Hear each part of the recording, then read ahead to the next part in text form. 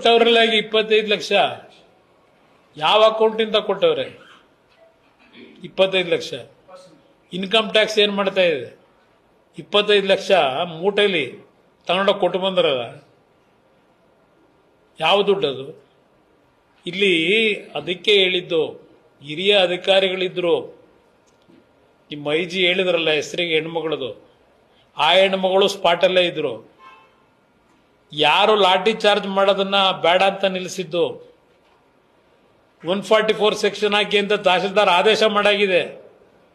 ಯಾತಕ್ಕೆ 144 section implement ಮಾಡಲಿಲ್ಲ? ಯಾರು ಚಿತಾವಣೆ ಮೇಲೆ ಮಾಡಲಿಲ್ಲ? ಇದು ಮೊದಲೇ ಪ್ರೀ ಪ್ಲಾನ್ಡ್ ಅಂತಕ್ಕಂಥದ್ದು ಇನ್ನು ಮೇಲ್ನೋಟಕ್ಕೆ ಕಾಣುತ್ತೆ. ಜನಾರ್ದನ್ ರೆಡ್ಡಿ ಅವರ ಮನೆ ಮೇಲೆ 6 ಗುಂಡನ್ನು ಯಾಕೆ ಹಾರಿಸಿದ್ರು? ಗ್ಲಾಸ್ ಯಾಕೆ ಕೊಡಿದ್ರು? ಆಟೋದಲ್ಲಿ ನೀವೇ ತೋರಿಸ್ತೀರಿ ಟಿವಿಲಿ, ಪೆಟ್ರೋಲ್ ಬಾಂಬ್ಗಳನ್ನ ಇಟ್ಕೊಂಡ್ ಬರ್ತಾರೆ, ಪೊಲೀಸ್ ತರ ತೆಗೆದು ನೆಲದ ಮೇಲೆ ಹಾಕ್ತಾರೆ. ಆ ಆಟೋ ಸೀಸ್ ಮಾಡಬೇಕು ಅನ್ನೋದು ಬೇಡ? ಆಟೋ ಇದನ್ನ ತಂದಾಗ ಪೆಟ್ರೋಲ್ ಬಾಂಬ್ಗಳನ್ನ ಸೀಸ್ ಮಾಡಿದ್ರ ಆಟೋನ? ಹೇಳ್ತಾ ಹೋದ್ರೆ ಹಲವಾರು ವಿಷಯಗಳು ಹೇಳ್ಬೋದು. ಇಲ್ಲಿ ಯಾತಕ್ಕೆ ಪೆಟ್ರೋಲ್ ಬಾಂಬ್ ತಂದ್ರು? ತಂದವ್ರು ಯಾರು? ಜನಾರ್ದನ್ ರೆಡ್ಡಿ ಮನೆ ಮುಂದೆ. ಏನ್ ಜನಾರ್ದನ್ ರೆಡ್ಡಿ ಮಧ್ಯೆ ತಂದು ಇಟ್ಕೊಂಡಿದ್ರಾ?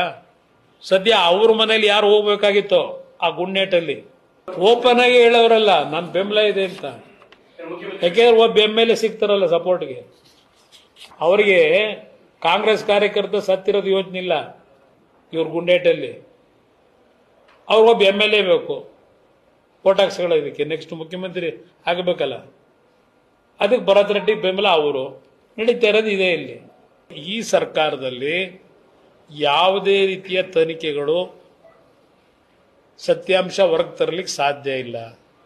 ಪ್ರತಿ ತಿಂಗಳು ಪಗಾರ ಎಣಿಸ್ಕೊಂಡು ಇವ್ರು ಹೇಳ್ದಂಗೆ ಕುಣ್ಕೊಂಡು ಕೂತವ್ರಲ್ಲ, ಅಲ್ಲಿ ಅಧಿಕಾರಿಗಳ ಮೇಲೂ ಆಗಬೇಕು.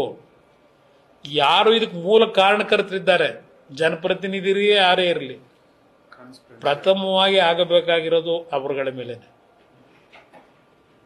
ನನ್ನ ಅಭಿಪ್ರಾಯ ಇದೆ. ಕೊಟ್ಟವರಲ್ಲಾಗಿ 25 ಲಕ್ಷ ಯಾವ ಅಕೌಂಟಿಂದ ಕೊಟ್ಟವ್ರೆ? 25 ಲಕ್ಷ ಇನ್ಕಮ್ ಟ್ಯಾಕ್ಸ್ ಏನ್ ಮಾಡ್ತಾ ಇದೆ? 25 ಲಕ್ಷ ಮೂಟೆಲಿ ತಗೊಂಡೋಗಿ ಕೊಟ್ಟು ಬಂದ್ರಲ್ಲ, ಯಾವ ದುಡ್ಡದು?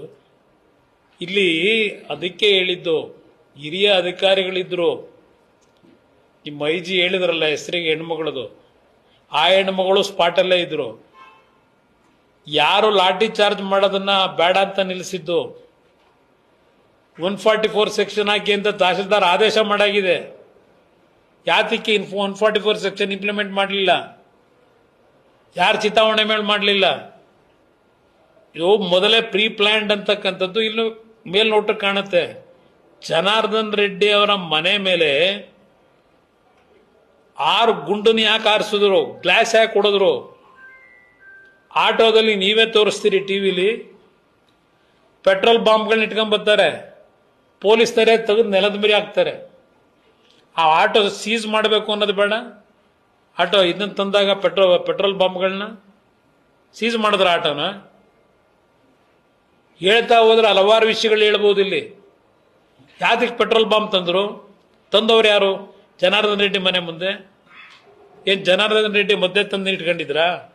ಸದ್ಯ ಅವ್ರ ಮನೇಲಿ ಯಾರು ಹೋಗ್ಬೇಕಾಗಿತ್ತೋ ಆ ಗುಂಡೇಟಲ್ಲಿ ಓಪನ್ ಆಗಿ ಹೇಳೋರಲ್ಲ ನನ್ನ ಬೆಂಬಲ ಇದೆ ಅಂತ. ಯಾಕೆಂದ್ರೆ ಒಬ್ಬ MLA ಸಿಗ್ತಾರಲ್ಲ ಸಪೋರ್ಟ್ಗೆ, ಅವರಿಗೆ ಕಾಂಗ್ರೆಸ್ ಕಾರ್ಯಕರ್ತ ಸತ್ತಿರೋದು ಯೋಚನೆ ಇಲ್ಲ. ಇವ್ರ ಗುಂಡೇಟಲ್ಲಿ ಅವ್ರಿಗೊಬ್ಬ MLA ಬೇಕು ವೋಟ್ ಹಾಕ್ಸ್ಕೊಳ್ಳೋದಕ್ಕೆ, ನೆಕ್ಸ್ಟ್ ಮುಖ್ಯಮಂತ್ರಿ ಆಗಬೇಕಲ್ಲ. ಅದಕ್ಕೆ ಭರತ್ ರೆಡ್ಡಿ ಬೆಂಬಲ ಅವರು. ನಡೀತಾ ಇರೋದು ಇದೆ. ಇಲ್ಲಿ ಈ ಸರ್ಕಾರದಲ್ಲಿ ಯಾವುದೇ ರೀತಿಯ ತನಿಖೆಗಳು ಸತ್ಯಾಂಶ ಹೊರಗೆ ತರಲಿಕ್ಕೆ ಸಾಧ್ಯ ಇಲ್ಲ. ಪ್ರತಿ ತಿಂಗಳು ಪಗಾರ ಎಣಿಸ್ಕೊಂಡು ಇವ್ರು ಹೇಳ್ದಂಗೆ ಕುಣ್ಕೊಂಡು ಕೂತವ್ರಲ್ಲ, ಅಲ್ಲಿ ಅಧಿಕಾರಿಗಳ ಮೇಲೂ ಆಗಬೇಕು. ಯಾರು ಇದಕ್ಕೆ ಮೂಲ ಕಾರಣಕರ್ತರಿದ್ದಾರೆ, ಜನಪ್ರತಿನಿಧಿರಿಗೆ ಯಾರೇ ಇರಲಿ, ಪ್ರಥಮವಾಗಿ ಆಗಬೇಕಾಗಿರೋದು ಅವರುಗಳ ಮೇಲೆ